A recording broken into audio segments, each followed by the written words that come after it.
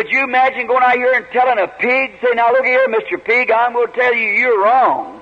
Poderia imaginar sair aqui e dizer a um porco, agora, olha aqui, senhor porco, vou lhe dizer, você está errado. Or you could wash him up and put him on a tuxedo if you wanted to. That wouldn't do no good. He'd go right back to the mud puddle and waller again. It's his nature.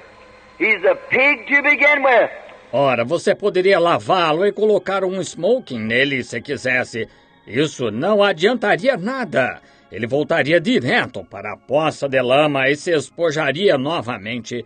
É a sua natureza. Ele é um porco, para começar. And every man, every unregenerated person, no matter how good you try to be, how good you think you are a sinner by nature until God changes your nature.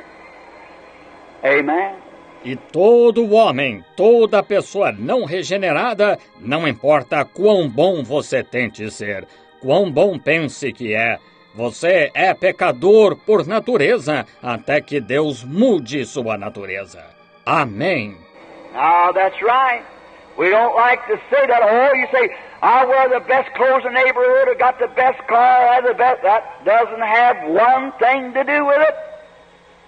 If the nature's not, I never told lies, that still hasn't got anything to do with it. Agora, é isso mesmo. Não gostamos de dizer isso. Oh, você diz, eu uso as melhores roupas do bairro, tenho o melhor carro, tenho o melhor... Isso não tem nada a ver, se as naturezas não... Eu nunca falei mentiras, Isso ainda não tem nada a ver. It's no merits of your own, but it's the unconditional election and calling of God, and salvation is the merits of Jesus Christ, and nothing that any individual could do. God, by His love, saved man. Não são méritos de si mesmo, mas é a eleição incondicional e o chamado de Deus. E a salvação são os méritos de Jesus Cristo, e nada que qualquer indivíduo pudesse fazer. Deus, pelo seu amor, salvou o homem.